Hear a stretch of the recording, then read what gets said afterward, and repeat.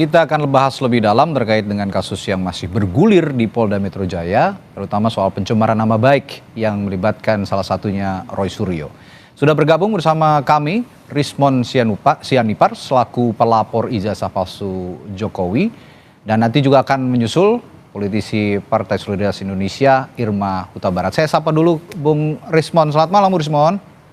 Selamat malam, Bang. Baik, Bung Rismon, kalau melihat Bareskrim Polri menyatakan bahwa ijazah Jokowi asli, Pak Jokowi asli katanya. Ini artinya menegaskan juga bahwa pelaporan pencemaran nama baik di Polda Metro Jaya akan terus bergulir sepertinya karena sudah dinyatakan asli. Karena itulah Roy Suryo dan kawan-kawan di Polda Metro Jaya sepertinya akan tetap bergulir gitu. Kasus pencemaran nama baiknya. Ada respon soal ini? Iya, yang dilakukan adalah uji keidentikan, menguji kesamaan atau pencocokan. Jadi bukan menguji keaslian. Jadi uji identik itu menyamakan objek A dengan objek B, prosesnya A dengan B. Jadi tidak menjawab tentang authenticity, keaslian, gitu Pak. Kalau ingin menjawab keaslian, maka tidak melakukan uji keidentikan, justru masuk ke yang lebih dasar, yaitu menggunakan dating analisis penanggalan, kapan diprediksi itu tintanya apa, usia tintanya bagaimana, dan uji carbon 14 dating analisis untuk memprediksi usia kertas. Itu baru authenticity. Setelah authenticity itu dilakukan, baru dilakukan uji keidentikan. Makanya saya katakan bahwa pengumuman atas uji keidentikan yang dilakukan oleh Bareskrim atau Laboratorium Forensik Bareskrim itu tidak menjawab keaslian dari ijazah dari Pak Joko Widodo, begitu Pak Bang. Artinya argumentasi yang Anda ungkapkan barusan, sederet argumentasi ini akan juga dibawa ke Polda Metro Jaya untuk menguatkan atau membantah bahwa ada tudingan pencemaran nama baik dalam kasus ini, begitu ya, Bung Rismon? Iya, Bang. Jadi kan begini, sebenarnya kita cukup kecewa ya apa yang diumumkan oleh Dirtipidum Bareskrim Polri, bahwa kalau mereka mengaku bahwa yang dilakukan adalah SCI atau Scientific Crime Investigation, maka semua metode, prosedur itu dilakukan dalam ruang-ruang ketat yang namanya sains. Maka kalau kita sains, maka dia memerlukan metode. Disebutkan nama metodenya, nama prosedurnya, perlakuan terhadap objek uji bagaimana, terus outputnya apa, variabel keluarannya. Sepertinya ada kendala komunikasi saat kami berbincang dengan Bung Rismon. Tadi Bung Rismon sempat mengungkap bahwa sederet fakta dan argumentasi soal ijazah Jokowi yang bersifat saintifik ini harusnya bisa ditelaah lebih dalam oleh Bareskrim, tidak hanya melihat pada wujud fisik saja, tetapi juga pada hal-hal detail. Salah satunya yang dipermasalahkan oleh Bung Rismon tadi adalah soal font yang dikatakan pada saat itu font Times New Roman di era beberapa tahun kebelakang, terutama pada saat era Jokowi berkuliah dan lulus, itu belum diproduksi, begitu ya Bung Rismon ya? Iya Bang, dan dari saya yang jawab ini ya. Ya, silakan. Jadi harusnya kan disebutkan nama metodenya, perlakuan terhadap bahan ujinya, bagaimana outputnya dalam persentase atau apa, nilai-nilai apa. Ini kan kemarin yang dilakukan, yang diumumkan adalah sebuah tidak nilai, itu kualitatif. Ya. Artinya Anda mau bilang ini tidak transparan begitu ya, proses jadi forensik ini, outputnya bukan identik, tetapi misalnya variabelnya adalah presentasi keidentikan. Berapa persen keidentikan antara objek A dengan objek B, referensinya apa. Makanya saya bilang meskipun didapatkan itu persentase keidentikan, itu tetap juga tidak menjawab authenticity atau keaslian dari lembar pengesahan skripsi Joko Widodo dan ijazah dari Bapak Jokowi, gitu Pak. Bung Rismon, tadi saya menyimak pernyataan dari Polda Metro Jaya, dari Kabid Humas begitu, bahwa akan ada satu saksi yang diperiksa, satu saksi lagi berinisial RS. Kalau saya melihat sih arahnya ke Bung Roy Suryo gitu yang akan diperiksa.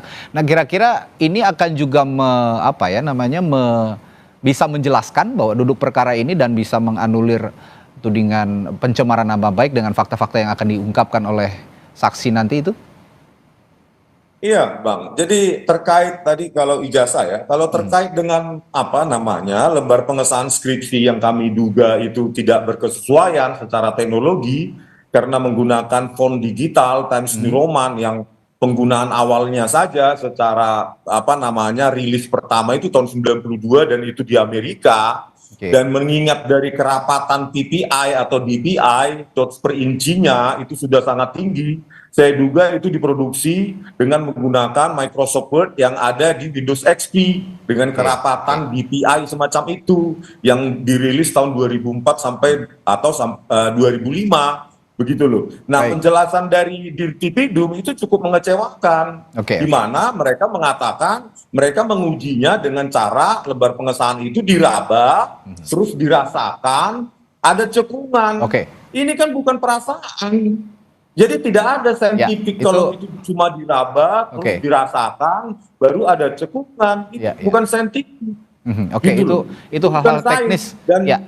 Itu hal-hal teknis dan selanjutnya setelah mereka meraba merasakan ada sedikit cekungan, itu statement dari ini ya, bahkan di Kompas kalau nggak salah dicatat juga teksnya itu, terus hanya dibandingkan dengan kesaksian dari apa yang dikatakan orang yang memiliki percetakan perdana tersebut. Itu kan bukan saintifik keterangan dibandingkan dengan rabaan, dengan perasaan. Harusnya ya penyidik ketika meminta keterangan dari pemilik percetakan perdana yang diakui itu adalah produk dari mereka, harusnya direkonstruksi.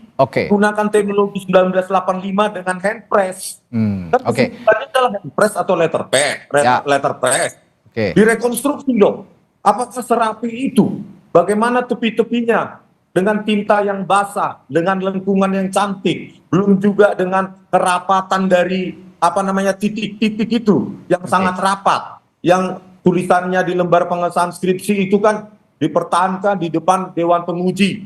Nah itu ada titik-titik kosong, tanggal kosong, dan itu bagaimana membuat letterpress atau handpress dengan kerapatan titik-titik yang sangat rapat semacam itu, kalau itu bukan produk dari digital. Ini saya paham Bung Rismon, ini adalah salah satu keahlian Anda juga karena Anda ahli digital forensik begitu. Saya ingin menekankan juga tadi pertanyaan saya bahwa apa yang Anda jelaskan tadi ini bisa menguatkan argumentasi di Polda Metro Jaya terkait kasus pencemaran nama baik yang dilaporkan oleh atau diajukan oleh Jokowi dan pengacaranya atau kuasa hukumnya. Nah tadi sore Polda bilang akan memanggil saudara Roy Suryo ya, RS ini saya mengarahnya ke sepertinya ke Roy Suryo.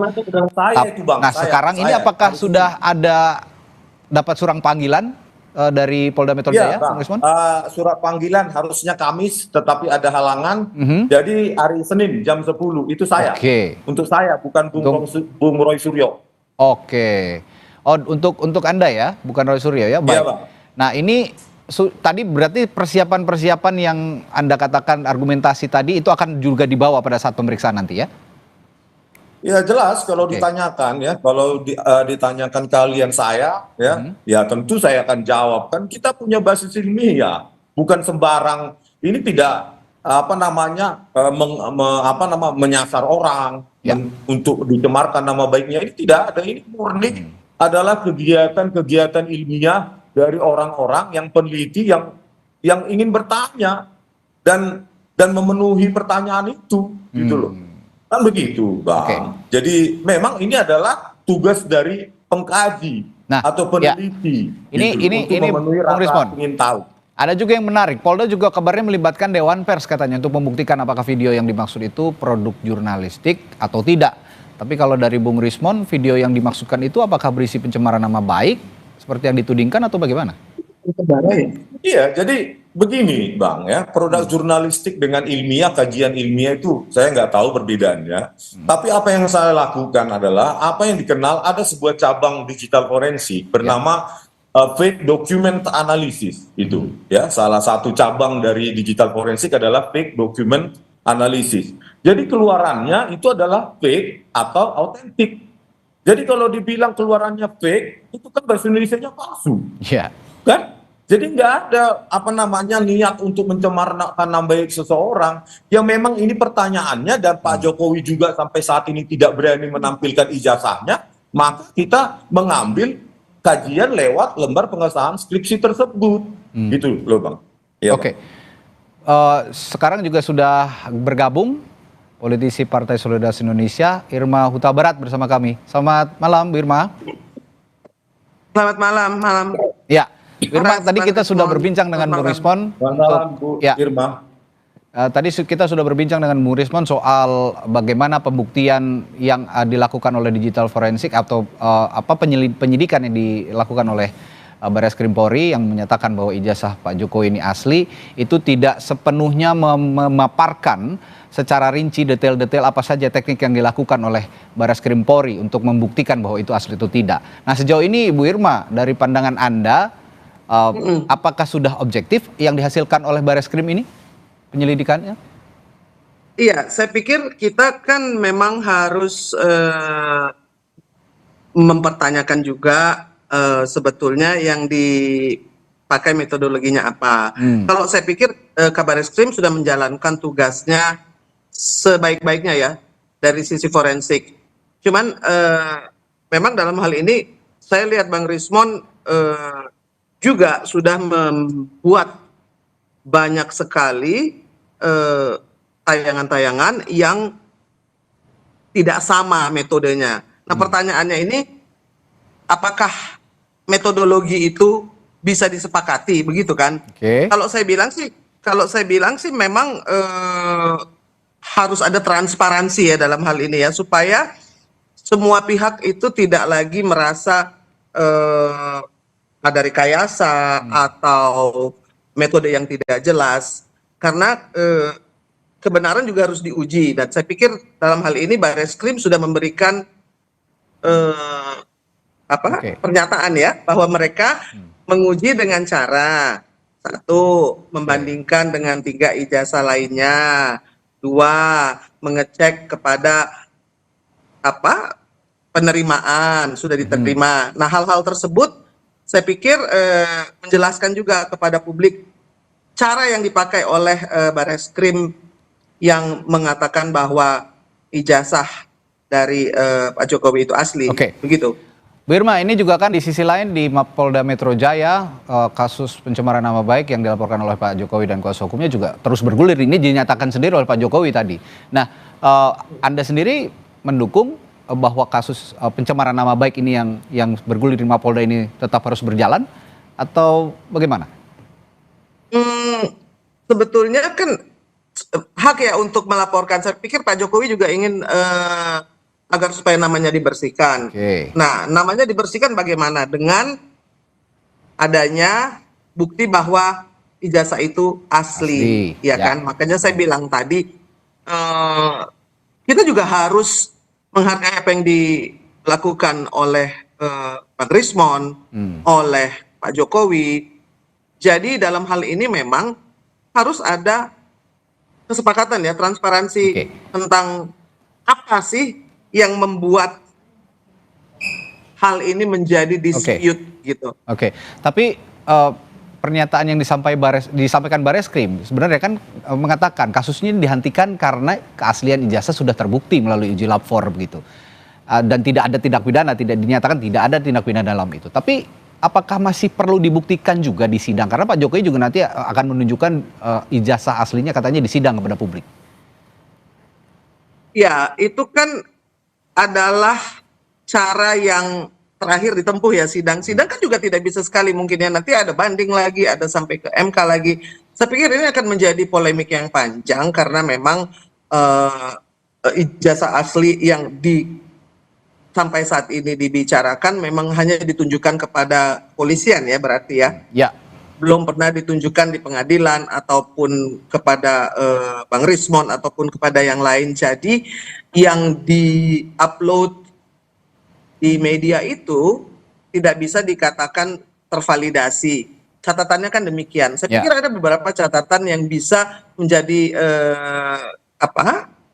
pelajaran bagi kita semua, bahwa memang akhirnya dianggap sebagai data sekunder yang diperiksa oleh Abang Rismon itu, Oke. yang tidak bisa dijadikan dasar analisis.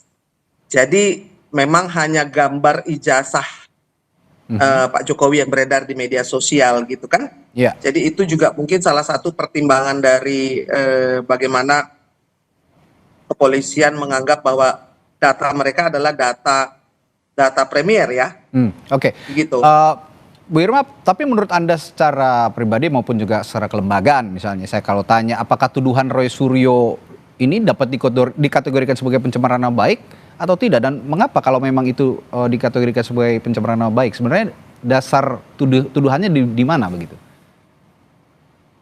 Iya, karena memang ada yang merasa tercemar, dianggap memiliki ijazah palsu. Nah, dalam hal ini memang saya pikir sebenarnya ijazah itu kan dipegang oleh yang diwisuda. Ketika Anda diijazah, saya diwisuda, maka ijazahnya dipegang oleh saya sendiri, ya kan? Bukan dari UI, bukan dari SMA 6, namun dipegang sendiri. Dan kita hanya melegalisir ketika diperlukan. Nah, ini kan memang dalam hal ini UGM yang memberikan pernyataan memang mungkin tidak sesuai dengan apa yang diharapkan oleh dua orang alumnus yang mendatangin itu, dua orang RS itu ya, yaitu Bang Rismon dan juga Mas Roy. Dalam hal ini mungkin UGM harus memverifikasi atau memvalidasi. Oke, baik. Itu kan alumnusnya dua-dua itu. Ya. Tapi kan sekarang seolah-olah bertentangan. Sebetulnya ini kan ada payung nih. Kalau Pak Jokowi alumnus UGM, lalu juga Rismon Sianipar dan Roy Suryo, lalu ada satu lagi Ibu Dr. Tifa, itu semuanya adalah alumnus UGM. Saya pikir apa yang mereka kerjaan itu juga harus mendapatkan verifikasi dari UGM supaya ini bisa dilihat secara transparan dan juga secara ilmiah, kalau menurut saya ya. Baik. Saya kembali ke seandainya tidak sepakat dengan apa yang dikatakan oleh Bareskrim. Baik. Saya juga di sisi lain ingin bertanya juga kepada Bung Rismon. Ini kan sudah dibuktikan, ya meskipun tadi banyak kritik juga yang disampaikan Bung Rismon bahwa Bareskrim tidak terlalu detail juga mengutarakan metodologi yang disampaikan begitu ya. Nah, lalu bagaimana Anda menjawab juga banyak pihak yang mengatakan bahwa tuduhan ini merupakan propaganda lah untuk menyudutkan Jokowi seperti yang disampaikan beberapa analis begitu. Yang ingin saya tanyakan, apa motivasi Anda untuk terus mempersoalkan masalah dugaan ijazah palsu Pak Jokowi ini, Bung Rismon? Ya, motivasi saya membuktikan bahwa secara saintifik saya bisa membuktikan bahwa lembar pengesahan skripsi Joko Widodo itu palsu. Tidak ada motif lain begitu ya, Bung Rismon? Pengesahan skripsi yang tidak ada lembar pengesahan skripsi dosen penguji, ya, terbukti itu saya pegang sendiri, maka tanpa ada lembar pengesahan dosen penguji, maka tidak bisa itu sebuah skripsi dikatakan produk ilmiah untuk mendapatkan sebuah gelar kesarjanaan, kan? Jadi memang itu hasil kajian, suka atau tidak suka ya silakan diinterpretasi oleh polisi. Ini murni kebenaran ilmiah, untuk kebenaran ilmiah, bukan ada agenda lain begitu ya kira-kira? Ya, saya kan pekerjaannya peneliti dan penulis. Saya tidak punya agenda lain selain itu. Saya sehari-hari juga penulis, saya menulis buku, menulis program. Jadi ya memang ketika saya publikasi ya analisa saya di YouTube, ya memang begitu saja menjadi viral. Jadi tidak ada motivasi untuk menyasar siapapun. Memang pekerjaan saya adalah memberikan jawaban atas pertanyaan-pertanyaan publik, gitu loh. Itulah pekerjaan seorang peneliti, apalagi juga saya penulis buku. Jadi tidak ada agenda apapun. Apalagi dengan siapa yang membiayai, silahkan dibuktikan siapa yang membiayai saya. Saya membiayai diri saya sendiri, datang ke Jakarta juga saya membiayai diri sendiri. Gitu. Jadi kembali lagi ya Pak, bahwa keaslian dari skripsi maupun ijazah Pak Jokowi itu tidak dijawab dengan uji keidentikan. Oke. Gitu. Harus dijawab dengan uji keaslian.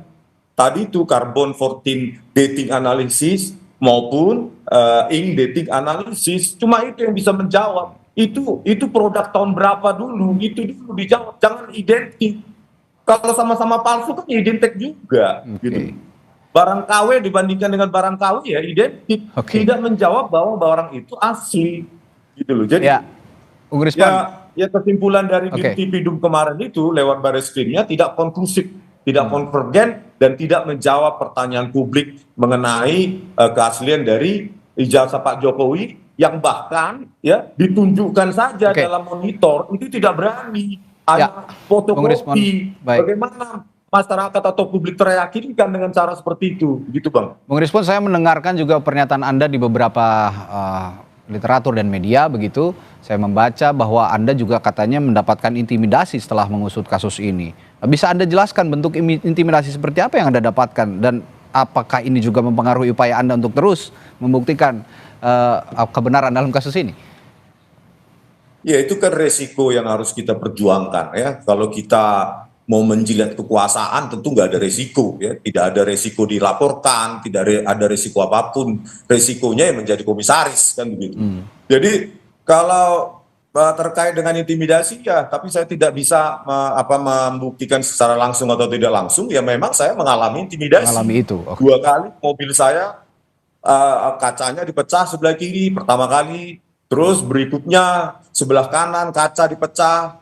Ya 2 kaca sebelah kanan terus disobek, ban sebelah kanan juga depan belakang, ya itu bagian dari perjuangan. Tetapi begini ya, kalau negara ini mau menjadi negara maju, maka harus menghargai statement kajian dari peneliti, bukan malah dilaporkan. Ayo kita seminarkan, itu jawabannya harusnya. Baik. Terakhir kita semua pihak independen, ya ahli-ahli independen, kita seminarkan, kita uji bersama. Itu baru kita ingin menjadi negara yang maju dalam demokrasi.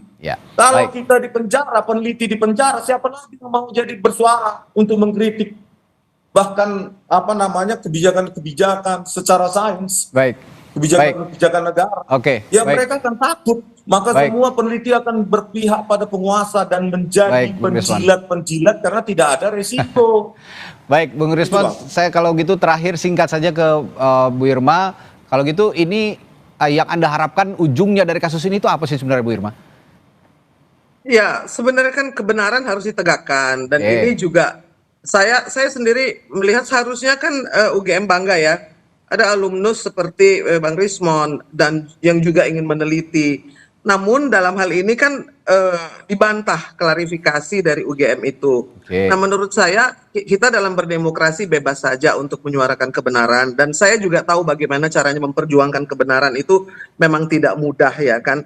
Dan kebenaran itu tidak bisa dimiliki tunggal oleh satu institusi atau siapapun. Namun dalam hal ini kan UGM sangat berkepentingan ya. Kalau saya pikir sih ada nama besar yang tercemar itu bukan hanya Pak Jokowi tapi UGM juga. Gitu ya.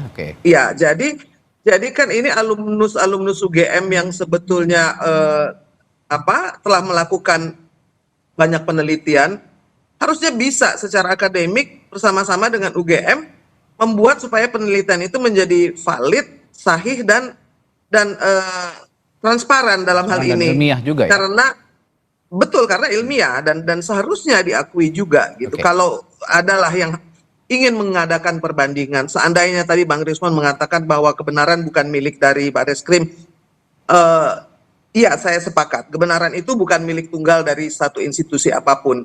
Namun dalam hal ini kan ada juga nama besar dari bukan hanya Pak Jokowi, UGM yang juga akan ada pembuktian pembanding begitulah ya, secara ilmiah.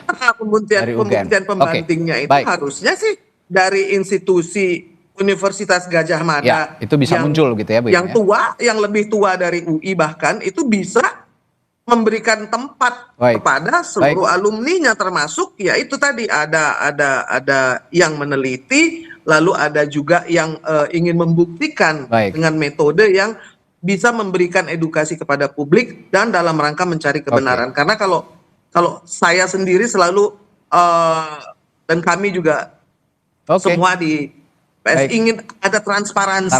Transparan semua prosesnya. Transparansi Baik. itu yang membuat orang menjadi teredukasi dan Oke. juga Baik. bisa menghilangkan dispute. Saya pikir begitu saja.